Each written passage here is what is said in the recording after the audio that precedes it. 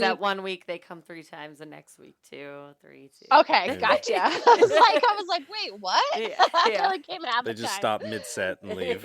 Yeah, I'm out. I'm done. I'm tapping out. I'm done for the day. I gotta go. But 3 days a week, have it be strength based. Start there. But really, a lot of it is going to be more total body, especially. Although if you do 3 days a week, you could maybe do like an upper.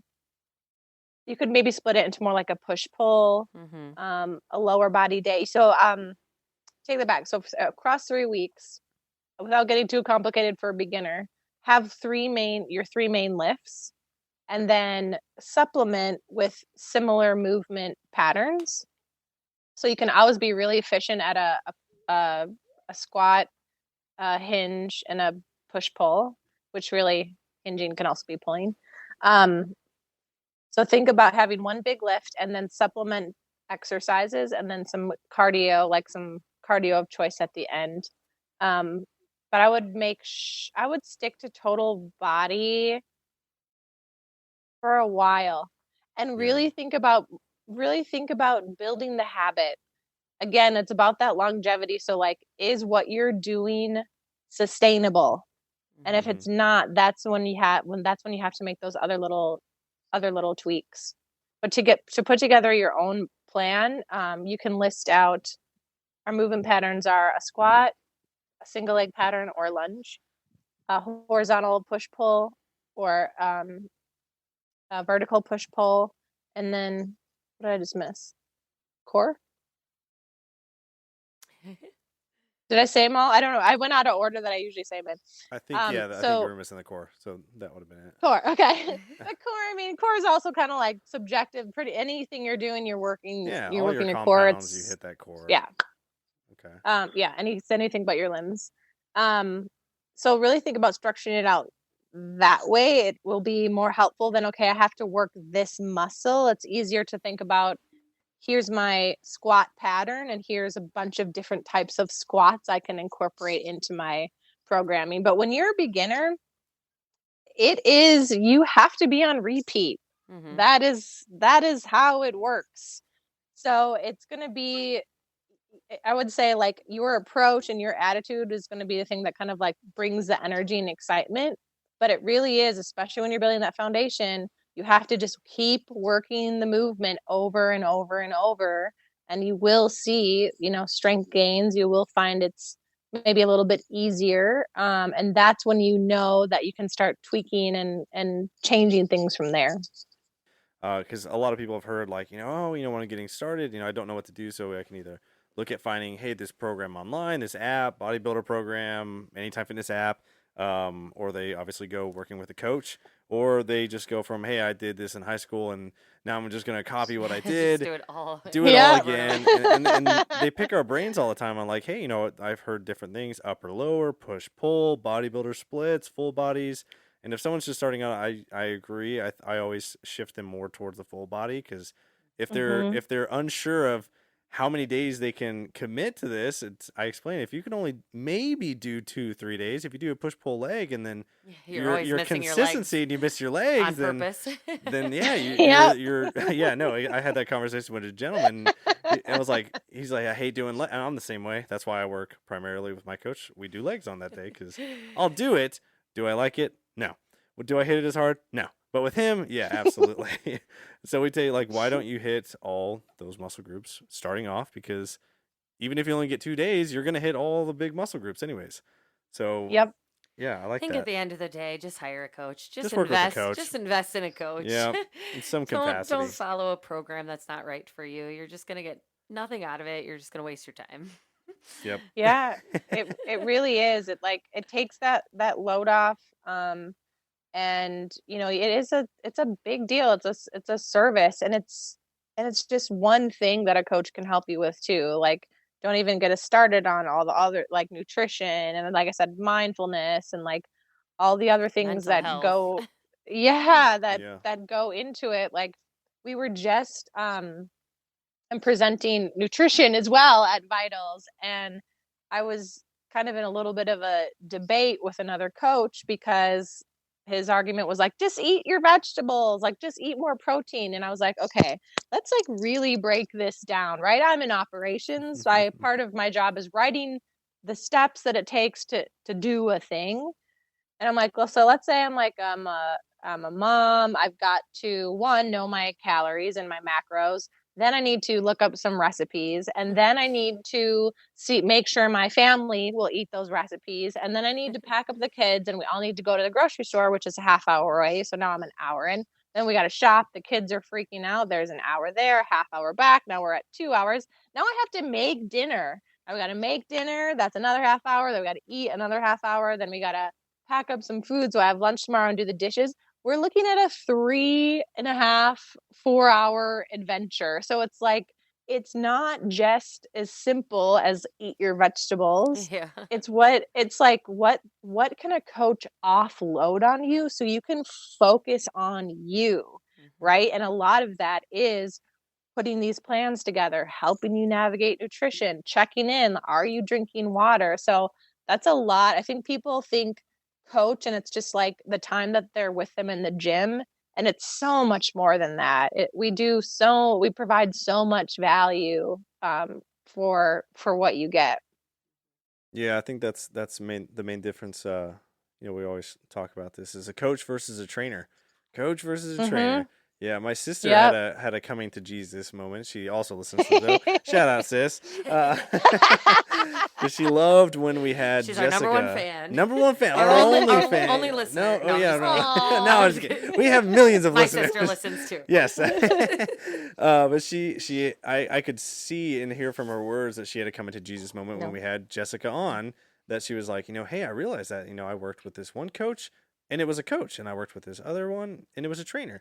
And I was like, that's the one you want to stick with on that side. Because she could see the difference after just hearing it from our perspective, that's the difference that she did. And that's why she loved that coach on that side. Yeah. Absolutely. Yeah, because I always ask my clients when I only have two because it's my main roles at MXM. So they're all virtual, my other ones. One commutes from Wisconsin to Georgetown very frequently, but also he's always perpetually late to all of his sessions. Shout out, Greg. You better be listening. Even when he's virtual. When he's virtual, I love you, Greg, but man, we got to get those 30 minutes late. Yeah, so sometimes I'll schedule him 30 minutes when he's supposed to. And he's like, sorry, dude. I was like, oh, no, I already scheduled us. So this is actually on time. So I was not expecting you 30 minutes. I was still busy. And the first thing I usually ask him and one of my other clients is, hey, what have you eaten today? How'd you sleep? How much water are you getting today? And then, go from there. So it's the little extra miles that I think is, like, I've also been with those. That was my very first training client ever, Greg, is when I started in Georgetown. I was there with him for the year I was at Georgetown, and then I left. And he putted around a few trainers when I was gone. I think so. That was about the time that he started commuting to Wisconsin and back. So yeah, it was rough for him. He fell off. God. And then COVID happened, unfortunately, but fortunately, that he reached out and was like, hey, are there virtual options? I was like, absolutely.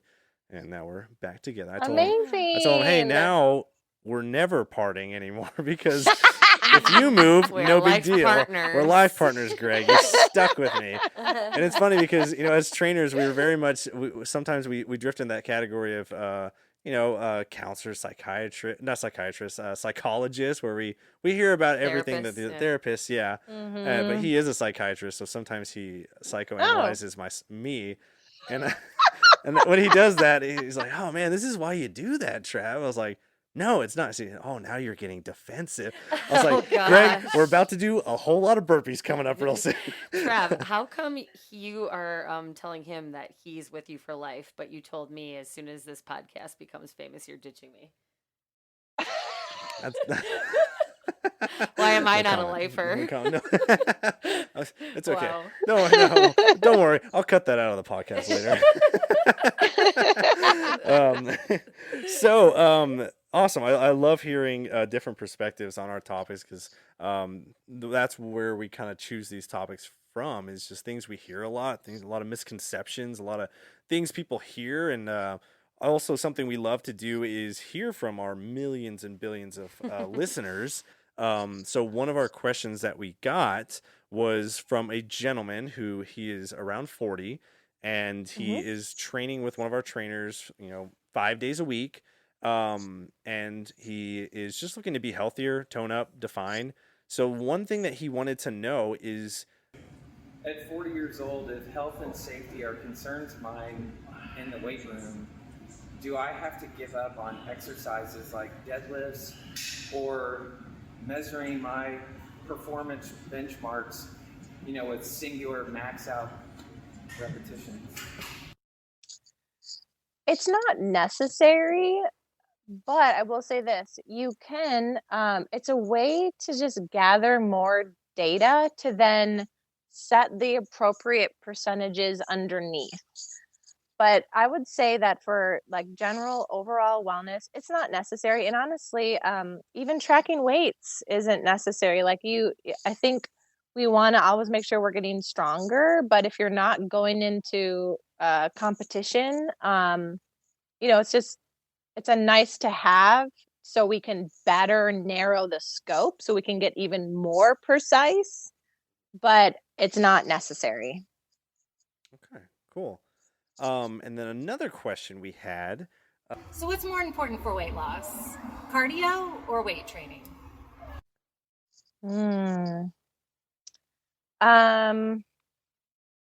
I would say weight training and your nutrition. I know that wasn't part of the question, but in reality, if you can line up your nutrition, you can sit on the couch losing fat. It's not now there's a lot of other benefits to cardiovascular health, heart health, your immune system.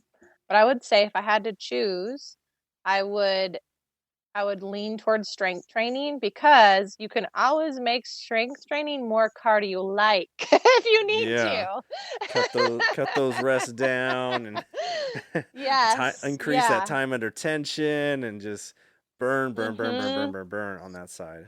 Okay, well, awesome. I mean, Absolutely. it's funny they ask these questions, and the trainer in me, I was just like, I want to answer to give you right now satisfaction, give you the answers, but then I remembered and I was like, tune in for episode something. Can I get a spot when it is? So I just told them it's on the next one, even if it isn't on the next one. And then So they have to listen to it's every like, oh, you got to episode. listen to the next. Oh, it's on the next one, actually. The next one.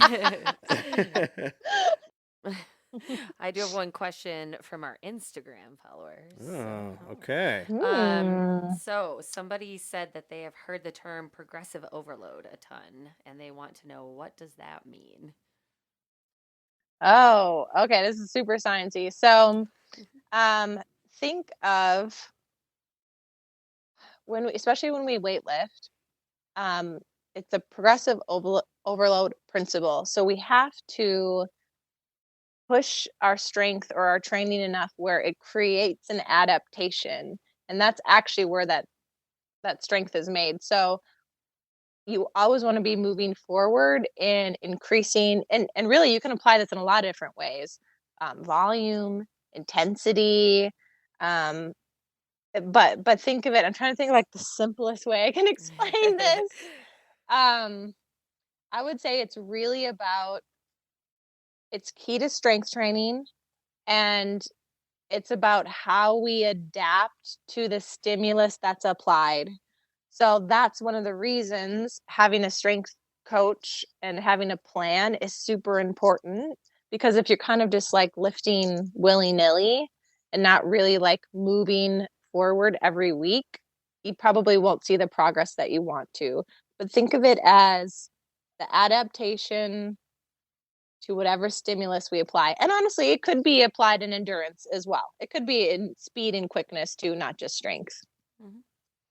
Yeah, something I like to always tie in with that is they're like, man, it's hard right now. I was like, yeah, it's hard right now, but it's going to be easy. And they're like, oh, okay, thank goodness. I was like, yeah, but then when it's easy, but then it's going to get hard harder. again. And then it's going to get hard again. Yep. And they're like, what did I sign up for? I was like, I know. It's like constant state of sore. Get ready for it.